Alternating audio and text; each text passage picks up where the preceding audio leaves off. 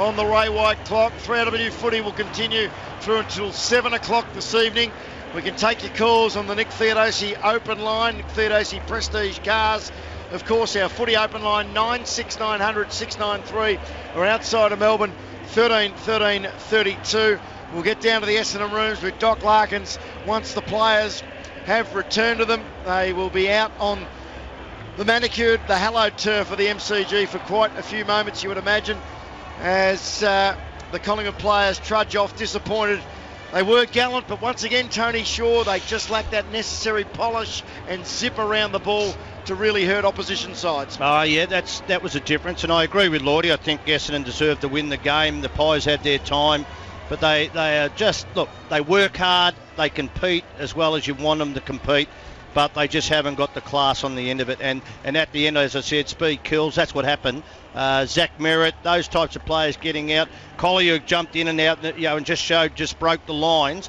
And until the Pies get someone, look, I'd nearly get Daniel Wells into the votes today as a one voter, because I think Essendon would have most of the vote call. But until Collingwood recruit class players, and we know Pendlebury does it a certain way. You know, Treloar's had 39 disposals today, and I don't think it was a great game. You know, what's he had? He's had 26 handballs and 13 kicks. All right, in the contest, but does he break it open? I thought Essendon's hands around the contest were a lot better. They stopped players who they needed to stop, as in Moore. I thought the Pies might have gone in one tall too heavy. Mason Cox, you know, as soon as the rain came, I just didn't understand why they would keep going along that line and maybe not bringing another small. But, you know, that's the way it is. Grundy tries his heart out. But they've got more talented players, I think, than Collingwood has, like Lordy, I think, said in the pre-match, that they just had that edge on them all the time.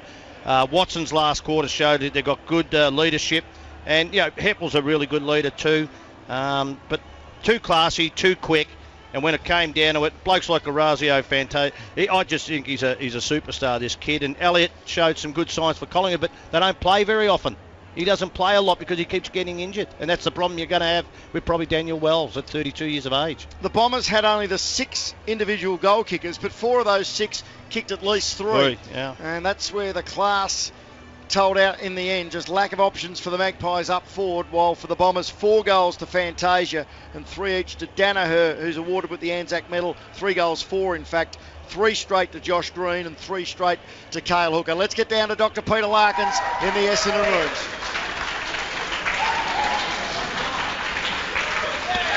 You're with us, Doc? Yeah, if you can hear me, boys. The boys are coming in at the moment, so just filing through with a big reception going through, and we're trying to sort some interview stuff out here, but boys are coming through. The boys in the middle getting the spray. They'll be finishing the circle very shortly. Just waiting for Michael Hurley. Here they go.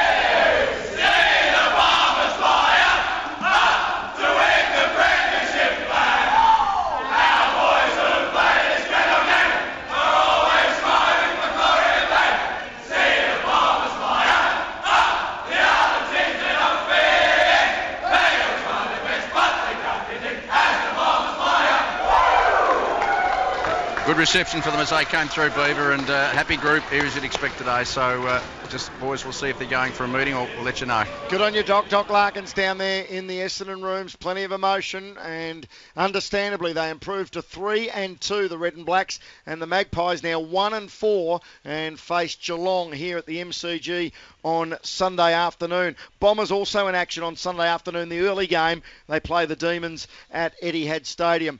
We'll go through the stats wrap with Daniel Harford for the Southern Star Group at windowsanddoors.build. We can see on the vision it looks like the Bombers is just filing in to a team meeting, so we'll run through the goal kickers and then the full stats wrap from Daniel Harford for the Southern Star Group at windowsanddoors.build. 4 goals to Orazio Fantasia. He's leading the Bombers goal kicking this year with 14 goals, 5 after 5 rounds. What a wonderful start to the year from the talented small forward. Joe Danaher, 3 goals, 4 for the day. 3 straight to Green and Hooker, singles to Francis and Dyson Heppel, the skipper. While for the Pies, Jamie Elliott in his second game back, 3 goals, 2. One of the misses was a poster, so better times to come from Jamie Elliott, looking a lot better than he did against the Saints last week. 2 each to Daniel Wells and Darcy Moore.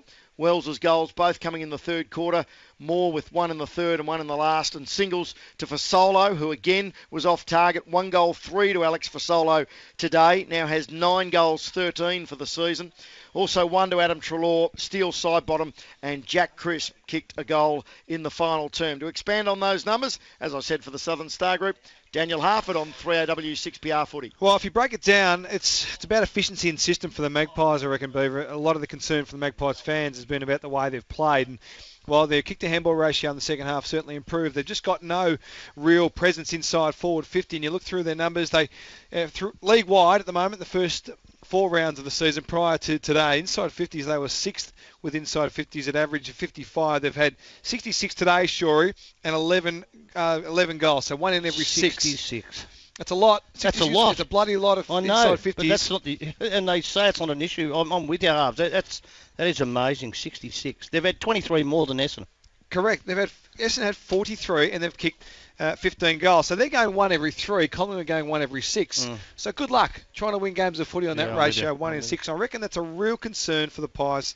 They've got to find a way to sort that out. You can go through all the other numbers, but I reckon it's about efficiency, system. Clearly personnel plays a part in that, but Wells was back in. Elliott's been back in the last couple of weeks, and they're still not finding a way to execute in their forward half of the ground. While for the Bombers, I mean, that was super impressive. 1 to 3 is a terrific ratio. And conversely, does that also show or highlight disorganisation in the Collingwood backline, or is it just that Collingwood backline under pressure? If they're clean entries coming in quickly with that disconnect with the midfield, then they're going to be under pressure. I call them the Collingwood crabs, because in the midfield, even though they get a lot of possession, you don't see a penetration over the lines. Like Essendon, as I said, I thought the Collingwood defenders were getting sucked up the ground because they had all that space to work in. You look at Collingwood and you never see a bloke lead and then someone else go into that spot and then keep moving out of the spot so someone else comes in. Darcy's more lateral mark. I haven't seen him do that since early last year. That's what you have to do if you're a good forward line. You lead up into space to let someone else use your space. The Pies don't do that well. And from the Bombers' perspective, in the first half particularly, sure, and probably the third quarter as well, they were willing to absorb the heat from the Magpies inside their forward 50 and then get the real slingshot from deep in their defensive 50. And that came back to positioning, to your point, Beef. From the Magpies positioning with their defensive structure, they were too high, they were too short, as you say in the league. Sit back, and the Bulldogs did this on Saturday against the Lions, where the Lions got over the back way too many times in the first half. So the Bulldogs readjusted their positioning and started behind their opponents and gave some gap in between where the ball was and where the defensive structure started. The Pies didn't do that very well. You're going to be very good to, like you say, you've got a bloke back and you've got one in between. To lob the ball inside that whatever distance it is, 15 or 20 metres, you've got to be a very good kick. Correct. And with the pressure they put on, and that's the other thing. The forward pressure, I don't know if you can tell us a bit later, as halves about tackles inside forward 50 to what it's nearly non-existent in the Pies. When they do it well, they do score from a few of them. But, you know, look, you've got Elliott playing his second game in about 18 months. He's a class, not enough class. I said it for a long time. They've drafted players who I don't think, and when you've got Maine, Dunn, Blair, and who else is someone else who got dropped this week or whatever? Smith. Well, Josh Smith I believe should have played today, only because of the rain early, and Mason Cox was just going to make you too big. Well, let's take an early call or two on the open line, our footy open line for Nick Theodosi Prestige Cars. Everybody should own a Prestige car at least once in their lifetime. 96900 693 or outside of Melbourne, 13 13 32. We'll also bring you a little bit later the voting for the Anzac medal. Must admit, I would have probably gone for Zach Merritt for best on ground. In fact, before we take our first caller, Robert, who has got the new ball, you've got the voting there, Half? I do. Patrick Keane's tweeted the votes out. Brad Sewell, Mark Robinson, and Keane. Jake Nile were the voters today. So 3 voters. Joe Danaher had 8 votes out of a possible 9. 3, 3 and 2. Doesn't say who allocated which. Michael Hurley had 5, a 3 and a 2. Zach Merritt, your boy, had 2. Just the one lot of 2, and then 1 each to Heppel, Fantasia, and Treloar. Zach Merritt had 2 between the 3 voters. Correct. With the 3-2-1 system. Correct. And we're not wanting to preempt the Vic Supers here either. Joe Danaher had a great game. I don't mind Joe Danaher winning it. Look, he's kicked 3 goals, 4, had 6 inside 50s, and had 18 possessions. So that's a bloody big game. The other one was that stood up. and had a couple of really big moments, although one perhaps that Shorey thinks you might want to forget is Brendan Goddard. We had 23 disposals, 12 contested, which was second for the Bombers, 9 clearances, which led the Bombers, 5 tackles, 4 inside 50s at 74%, which was a very good disposal efficiency. He played well, apart from perhaps that one moment, Shorey. No, that's okay. Yeah, I don't mind him winning the medal, though. Let's go to the callers. Robert, you've got the new ball this evening. Good evening. Hello, Robert. Hello, mate. Yep, fire away. How you going, boys? Now, Robert, in fact, sorry, mate, we're going to have to... Sorry, we'll get your number and we'll ring you back because Joe Watson is waiting for us down in the Essendon rooms alongside Doc Larkins. Yeah, he is, Boober. Thanks for your time, Joe. Look, obviously a really important victory. You've played in these matches before. You know how special it is as a day and what it means to the crowd. But a real contest all day from the Pies, as you would expect. But just the speed and the youth and your young guys at the end were fantastic. Yeah, it was a good contest, and apologies for cutting you off there, Robert, but to take this interview. It was, and I thought, the ability for us we weren't, playing great football through the entire part of the game, but, we were able to keep going and keep grinding, and in these conditions, you sort of just got to keep working, and I agree that, our young guys, really stood up towards the end, and they showed that sort of dynamic speed that they've got, and just created opportunities for us. Now, Joe, I think Robert was a Collingwood supporter, so he'll love you for now, just saying that. That was nice of you. Just one thing, it looked like when you in the first when you got ahead, it looked like you really were scoring easily, that you pushed everybody up the ground. Did you identify that maybe your speed factor, and you are a very quick team, could be something you could work to get the ball over the back and turn them around? We thought we probably identified when we played here a couple of weeks ago against Carlton, and we really didn't have any connection between the back midfield and the forward line, and we were mindful that if the conditions were going to be wet, we didn't want to play the same way as what we did against Carlton. So I think we were looking at getting up the ground a little bit more and trying to turn around. We felt that we just had no connection between our midfield and our forward line when those wet conditions came up, so we identified that we had to be more in sync with each other, and some of that meant that we'd be able to get opportunities going back to goal with some of those smaller players. Now we're sitting up here, Orazio Fantasia. We look at him 3 times. He's outmarked his opponent he doesn't look like he's strong, but is he? What can I say? Does he have a strength that we can't see up here because his body's not big, or is it just his reading of the play? Because I don't know, you would have played with some great small forwards, but it looks like he just could be a superstar the way that he reads the play.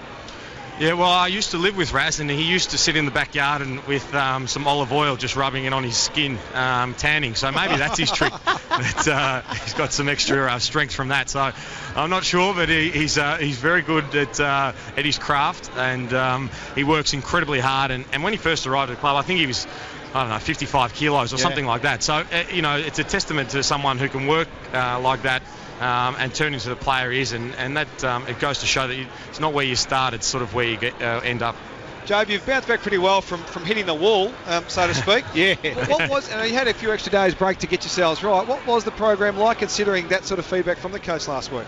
It was a paper mache wall. That's easy to break through. No, I think it's just getting used to playing off a 6-day break and a bit of travel, and I think there's going to be times in the season where the body's going to pull up differently, and it might have been the conditions that we played against Carlton where it was a really heavy day, but I think we freshened the players up and got everyone sort of running again with a bit of speed, and it's going to be monitoring throughout the year, and it's going to be case by case situation. Joe, one guy who wouldn't be rubbing the olive oil into his skin's Aaron Francis, but gee, we saw today, first game of the year. He's got a special skill set, hasn't he? There was just some glimpses today where you could see why he was taken in the top 10 of the national draft. I'm not saying he's far from the complete package, but gee, there's a lot to be excited about. Yeah, you're right, and he's a work in progress, and when you've got someone who's got that ballistic type capabilities that he does, then that can translate into someone who can really impact games from not a lot of possessions, and he can do that, and he'll I think he's got the the work ethic and the inner belief he wants to be great, and I think he's got the physicality to be so. He's just going to keep working, and I think he'll be a project player, but you see glimpses, and I thought it was great to have him in the team today because you can see what he can do with not a lot of opportunities. Michael Hurley, we know how great he is and how good he's been for a fair while, but Patrick Ambrose, his job now is shutting down on some of the best key forwards, and the other bloke, I thought he was fantastic today because he played on Cox for a long time, was Mitch Brown, so not massive players, but just if they can do their job, it allows Hurley to even play on a small, but he's also had 20 odd possessions early on running off the back line. Yeah, I think if you look back at Paddy Ambrose's last 12 months, he's done some jobs on some excellent forwards and really kept them quiet. And he's an incredible competitor, unbelievable athlete, and he does give that flexibility to the other guys. And I've touched on it before, but it's going to take some time to build that continuity between the guys who weren't playing last year and the guys that were. And I think that the longer we can play together, the better that becomes. And hopefully, we can keep a healthy squad together and guys get to play with each other. Job, you seemed, particularly in quarters 1 and 3, to be able to absorb the heat that Collingwood would bring inside their forward 50 and being able to execute out and score effectively on the counter. Is that something you train this week? Because when they are up and about, their forward 50 pressure is hard to get the ball out of. Yeah, look, I think that we identified that they're when they're up and going, like you saw in that Swans game, their tackling pressure and their physicality, it really sort of dictated how the game was played, and they looked really strong. So we knew that in any contest there's going to be times when you've got momentum and they've got momentum. It's just how you can deal with what they're throwing at you, and I thought our defence and even the forward line, there's some great forward pressure today that enabled us to stay involved in the contest. Job, we better let you go because we've got to get back to Robert, mate. Send him my best. We appreciate your time. Enjoy the victory, quick turnaround, and good luck against the Demons on Sunday. Yeah, thank you very much. Job Watson joining us down in the Essendon rooms. Let's get back to our callers before we take a break on the open line for Nick Theodosi, Prestige Cars. And we'd love to hear from Collingwood fans as well as Bomber fans. Final score today, 15-10-100 to 11-16-82. And Collingwood now 1-4, but those 4 losses, 2 14-point losses to the Dogs and Saints, an 18-point loss now to Essendon, and a 19-point loss to Richmond. So in darts, it's good groupings, but it's not the way you want to be coming out. Very competitive, but just not being able to close the deal. Robert, we'll get back to you, and thanks for hanging on. You with us, Robert? Hello, boys. How you going? We're well. Good, thanks for hanging on. Mate, I've been saying all week to my mates about that'll be the bloke that beat us, Big Gunner, and we should have put Lockie Keith, bring him into the side. He mightn't have stopped him altogether, but he was slowing down.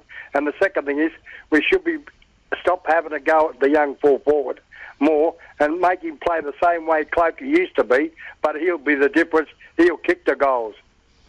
Where are they at, Lockie Keefe and Josh Thomas? I've got no idea. At the moment. No idea. We might have to do a bit the Collingwood reserves got beaten by 80 points on the weekend. I think Essendon at Windy Hill. Yeah, 15 goals. I think 15 goals, so it's not good. And that's with, as I said, Main, Dunn, Blair, and someone else who's just been pushed in the reserves. Anyway, James Aish, I think Aish. Yeah, played. Aish played. Yep. So that is not good. And Jesse White. White. So, Sharonberg was an emergency for today. Who were the? Yeah, Sharonberg, Dacos, and Smith. Now look, I think Josh Dacos, he's still a ways off. We're pushing the boy up a bit, and he'll get his chance if they won't make finals. But what they say is a fair way off. He's still got talent, we know that, but he defensively and other things, he just doesn't come in all. But Sharonberg was, you've got to go with him now just to see whether he can do it. That's the main thing. Lockie Keefe. Before the suspension, he was a more than handy player. Versatile, could play a number of roles. At his best, which is now a couple of years ago, you would have thought that would have been a reasonable matchup for Danaher. I would think, just quickly, I would think Lockie Keith would be better at the moment than Mason Cox. Because he can play defence, he can play in the ruck, he's done that as a mobile ruckman, and he can go forward. So you've got that. Robert, thanks for your call. Andrew, good evening to you. Yeah, good evening. Look, another disappointed effort from Collingwood today. The writing was on the wall in the first 15 minutes because you could see our backline was far too tall. Essendon were cutting us up, especially under the conditions that were there. We looked slow and they cut us up all over the field. We can't kick goals. Seriously, I don't know what Buckley's game plan is. Fair dinkum, the sooner that bloke goes, the better, because He is ruining this club. He can't coach. We've gone backwards progressively for 6 years. How much more pain do we have to put up with? Seriously, Collingwood supporters are starting to get really aggro because it's just excuse after excuse with Buckley. The question is, Buckley, you can't coach. Tony Shaw on 3AW Football. Thanks for that, Beef. Oh, look, he'll pay the price. Who was that? Andrew, was it? Oh, look, I think everybody, we all sit here, we see things, but I think the one thing that would irk a lot of people, I thought when the wet weather came that you can make a change. It may have cost you money probably, but you make a change before it happens because you never looked like marking the ball at all today, Mason Cox. Matter of fact, the one time that he had an impact on the game was when he kicked a goal from ground level. It was disallowed. So as a crumbing play, that's why I said he's nearly a rover. Look, if they weren't to make the 8, he'll pay a price, there's no doubt, and he's put that pressure on himself. I think they're being competitive, but they haven't got class. Not enough class, not enough speed, and they don't finish well enough up forward. And if that's a coach's fault, well, he's going to wear it. They've got a big couple of weeks coming up too. Geelong off 5 days, and then Carlton, the arch enemy, off 6 days. On the back of that, it's a big 2-week block for Nathan Buckley and the Magpies. Callers are banking up on the open line for Nick Theodosi Prestige Cars. Andrew, thanks for your call.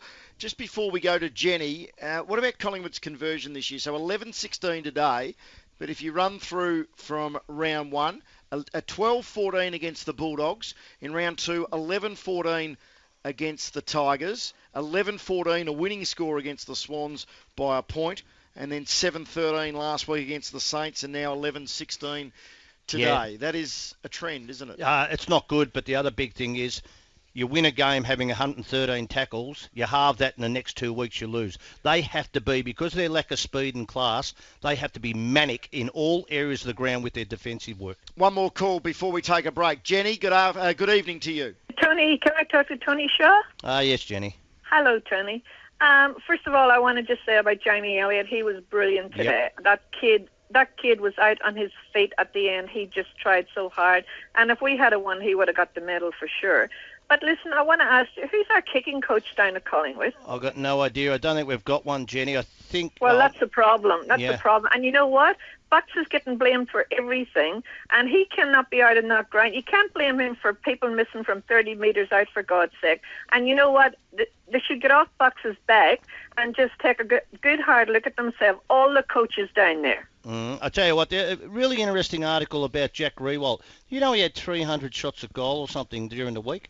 Was that just a throwaway line? Or I think he said 400. 300 to 400 shots at goal because he hadn't been converting well. If that's true, that throws out all that baloney about protecting the players from over-kicking when they're allowed to have 10.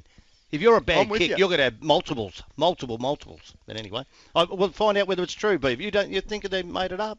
Oh, it might have just been a throwaway line. I heard him say it live. It was Damien Hardwick said it, didn't he? Oh, it was in the press conference. Yeah, 52 goals, 71 they've kicked this year, Beef. Just add your numbers up. Ouch. Jenny, thanks for your call. Need to take a break. We'll take more callers after the break. We've got also twin packs of DeBordley Wood-fired Heathcote Shiraz to give away between now and 7 o'clock. We're going to head to the Collingwood rooms as well. Paul will be next on the open line. Essendon today by 18 points. 3AW is football. G'day, Tom Elliott here. If, like me, you occasionally get frustrated and sometimes angry while watching the footy, why don't you join me on 3AW Drive, 3 to 6 weekdays. There's an energy company that gives you more than just gas and electricity. At Red Energy, we give you power. Power that's backed by renewable energy projects like the mighty Snowy Hydro scheme. Power to support our economy by choosing a retailer that's 100% Aussie owned and operated. And the power to get award-winning customer service every time you contact our Melbourne-based call centre. So use your power and switch today on 131 806 or at redenergy.com.au. Each week, Ross Greenwood presents a new episode of Work Life Money, thanks to Australian Super. This is a program where we try and set you up during your working life so that you can have a prosperous retirement, if you're aged 20 or if you're aged 80. Catch up on past episodes by downloading the podcast on iTunes. Work Life Money, thanks to Australian Super. Become a part owner in more than $100 billion worth of investments. Visit australiansuper.com. Favourite ice cream? Strawberry. Species of cat? More of a dog man. Movie? Easy. Die Hard. All of them. Okay. Your favourite horse to win this weekend? Well, there's Wildfire. She's a great filly. Oh, and there's Black Truffle, she's a proven galloper, and you can't forget Suave fella, he always powers home. I mean, that's not even... Can't choose between the horses you love? Bundle all the runners you love in the one price, and if any of them win, you win with Tab's Bundle Bet. Tab, we love a bet. Gamble responsibly. For totally the best brands, value and service nationwide, rush into Totally Workwear. We've got everything you need for work, including all your safety and PPE needs. We don't just do workwear, we have gloves, masks, eyewear, headwear, ear protection, as well as high-vis, signage and sunscreen. Not only are we here for business, we are open to the general public. So visit your local Totally Workwear store today. Totally Workwear. Get what you want and get back to work. Enjoy the freedom of Dometic's new Waco CFX range of portable fridge freezers that come with a Wi-Fi enabled app to change and monitor the temperature of your fridge from your smartphone. Waco CFX portable fridge freezers deliver powerful performance for your adventure, whether it's a family weekend away, fishing trip or camping with your mates. Visit Dometic.com to find your closest retailer or call 1800 21 21 21. Dometic, mobile living made easy.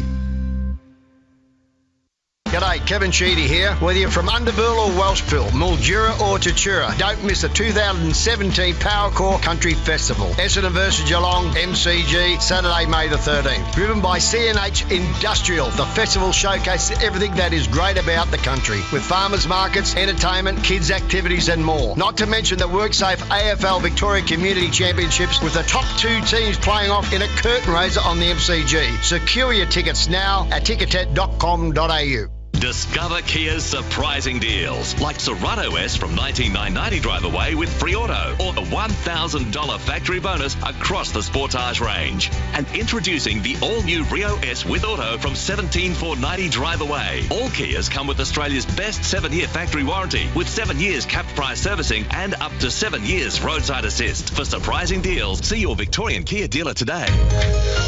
Private buyers only. Offers end April 30 while stocks last. Terms and conditions at kia.com.au. Inside Demirit to Zaharakis to Danaher. Got one to the ear. Play on. Kept it in front. 70 from goal. Kelly gets a piece of it. Back to Danaher. Trying to get a handball out. Drives one long from 50. It'll bring the house down. Essendon are home.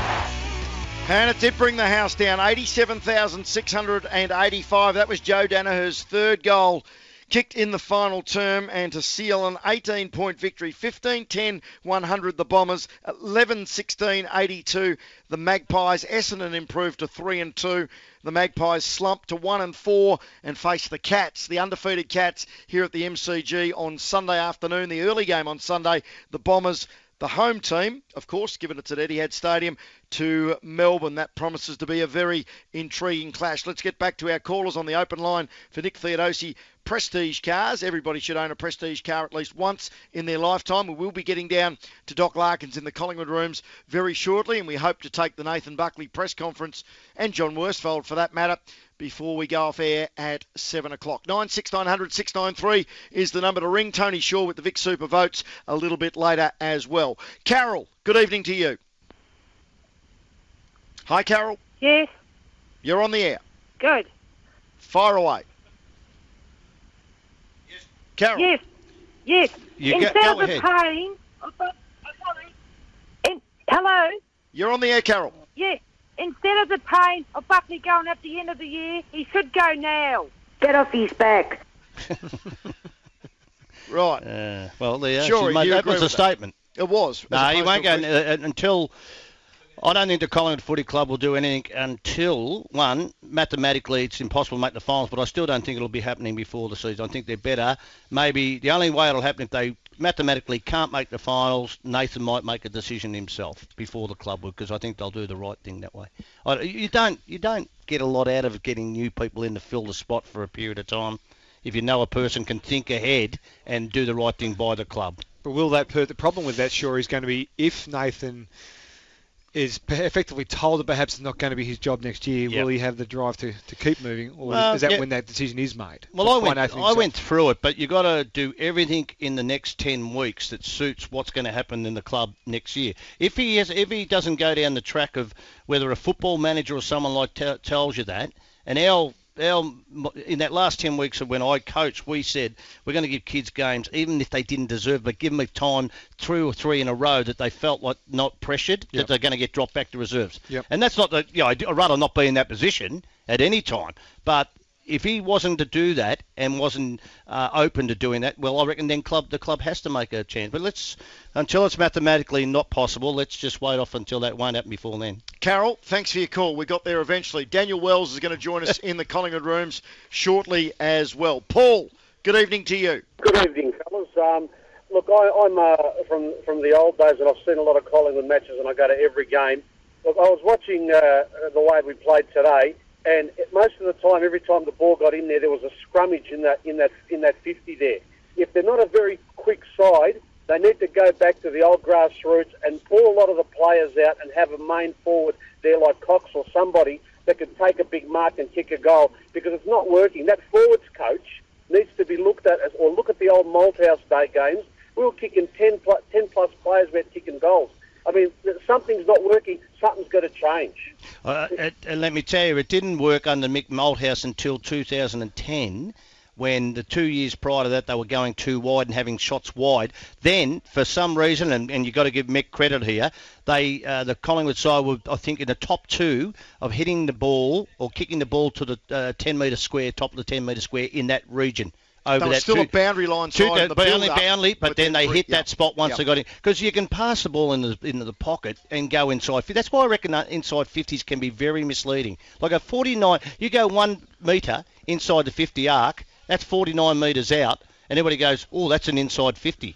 But if you get what I mean, sometimes they can be so. 30, and the width of it is the other thing, although they kick pretty well from the corners now. But the width of it is another thing. Where Collingwood in 2010, up to Mick Malthouse, he did really well there. Paul, thanks for your call. Bill and Robert, just hold the line because Daniel Wells is about to join us. In fact, he's on the line now and he's standing alongside Doc Larkins. He is, Beaver. Thank you, Daniel. First of all, congratulations on all the hard work to get back into playing senior footy. It must be a great relief to you to actually get in on the MCG on such an important game. But back to today, I mean, Tony Shaw called for some class and some expertise, and around in the third quarter you stepped up, kicked a couple of goals, and looked like you're running well across the ground as a team. But it just became a hard slog in the last quarter.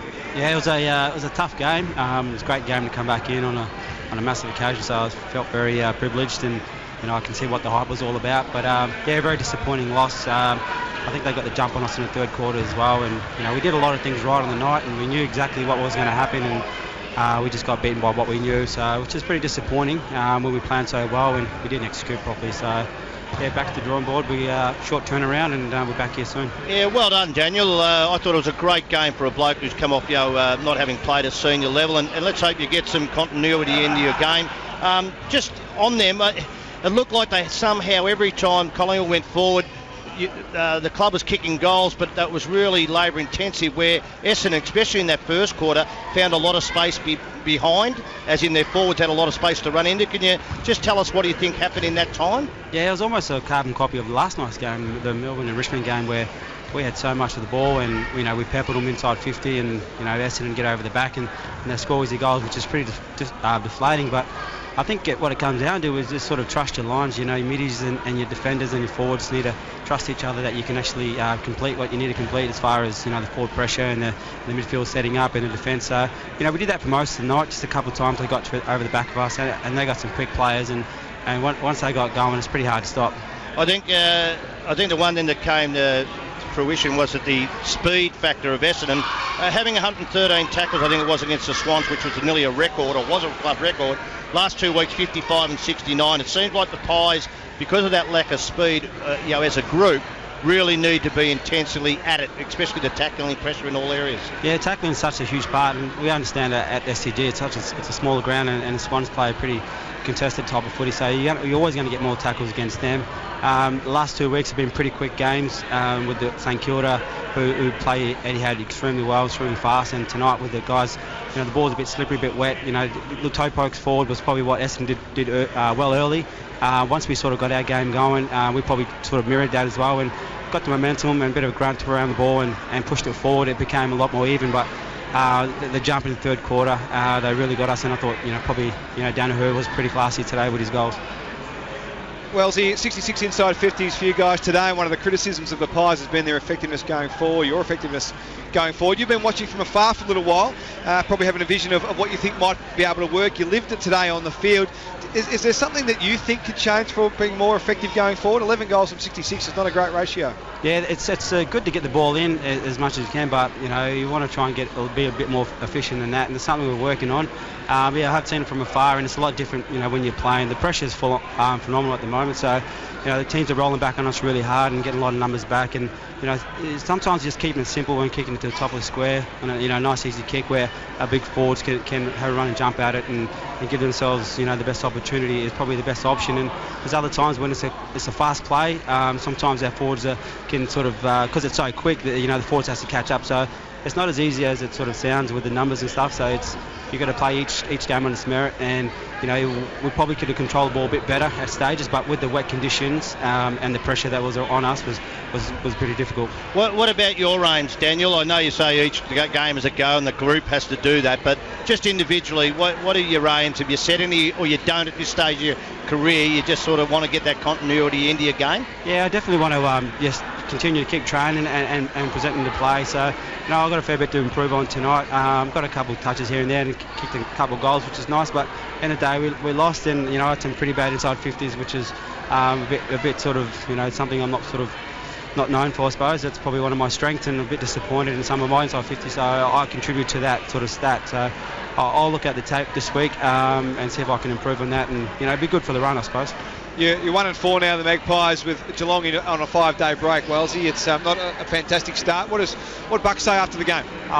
It is what it is. It's exciting. Look, we can't sort of put our heads in our laps and sulk about it. We've got to take it on.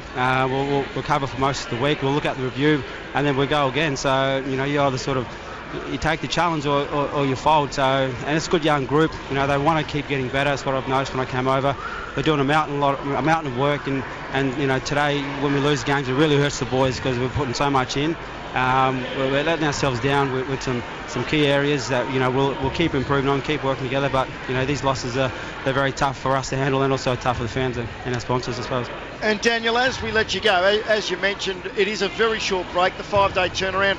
Quite often players after a long layoff say the second game back is the hardest one to get up for. Are you completely confident that you'll be able to get up with the short turnaround? Yeah, I'll be fine. Look, I got through unscathed tonight, which is good. So we'll reassess again. We'll go back to the club for recovery, and it's always a couple of days later you sort of find all the bumps and the bruises. And so today I feel fine now, but probably tomorrow a couple of knocks will come up, and then we'll reassess. But I'm glad I got through the game. And hopefully I'll be off next week. Well, it's great to see you back. Thanks for joining us after, in the end, a disappointing loss.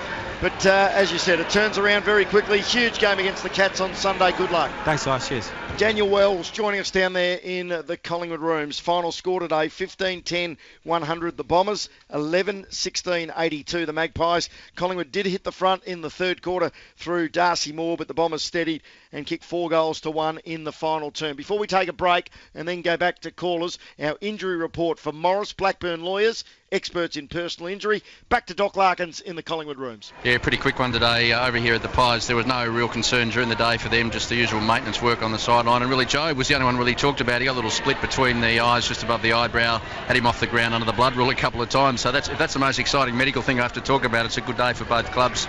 But that's not going to affect Joe. Didn't even need some stitches in that. So it's really about recovery during the week. The big challenge for Collingwood medically and science-wise will be just to get that 5 days. And as Daniel Wells just said, it's all about recovery. They won't trade hard during the week, so biggest hard is to get rid of the sore spots and be right for next week. But no one missing out of these two lists for next week's availability. Good on you, Doc. Great work over not just today, but the whole weekend. The round started back on Friday night, and Doc Larkins will be back with us next weekend. Round 6 starts Friday night in the nation's capital. We need to take a break. Vic Super's still to come. Ooh. Bill, Robert and Malcolm, you'll be our next 3 callers on the open line for Nick Theodosi Prestige Cars on a day when Essendon beats Collingwood by 18 points. 3AW is Anzac Day football. Get off his back. Don't have time to watch the news tonight? That's okay. You'll hear a lot of it first on the Rumour File anyway. 7 o'clock, weekday mornings. On 3AW 693. When you love insurance as much as I do, easily resolving your small business insurance needs online at racv.com.au is wonderful. but I sometimes wish my business was more complex. Then I'd be able to have long chats with an RACV insurance specialist about exclusions and special conditions. Long chats. Sadly, talking insurance is just recreational for me. I'm not one of the lucky ones who needs to call 13 RACV and ask for a PDS to consider. Product issued by Insurance Australia Limited. What's giving your small business a big future? Simpler GST reporting gives me more time to focus on running my business. Faster depreciation helps us get the equipment we need. Tax cuts mean I can put money back in my business and create jobs. For the full range of initiatives to support small businesses to grow, search Small Business. It's all about giving small business a big future. Authorised by the Australian Government, Canberra. Spoken by C. Cassidy, T. Mann, S. Withington and L. Pogue. 3AW Breakfast. You're very angry because you're a representative of the younger set. You say that the Australian work ethic is changing for the worse. It's rapidly changing. We used to be known as one of the hardest working nations on earth. Weekday mornings from 5:30. Well, I have to disagree. I'm a flight attendant. I work with a lot of 21, 22, children compared to me, and they're very hard-working. 3AW 693. I've seen evidence that they work very hard, Mel, dragging doctors off planes, hitting women with prams. Here's your chance to be part of $1 million giveaway. Spitwater is giving away free hose reels, pavement cleaners, turbo lancers and more with selected Spitwater purchases, and do it before June 30 and those warm, wonderful folk at the ATO will write it off 100%. Conditions apply, of course. Pull your finger out. Free stuff, tax write-offs, fair dinkum. There must be something in the water. Visit spitwater.com.au or call 1-800-SPITWATER. Spitwater, that's what it does. Well, you don't have to be 12 inches across the forehead to work that out, do you? Discover a new way to drive and buy new Lexus. The Lexus of Blackburn store is now open at Westfield Doncaster, so you can discover, drive, and then buy a new Lexus while you shop.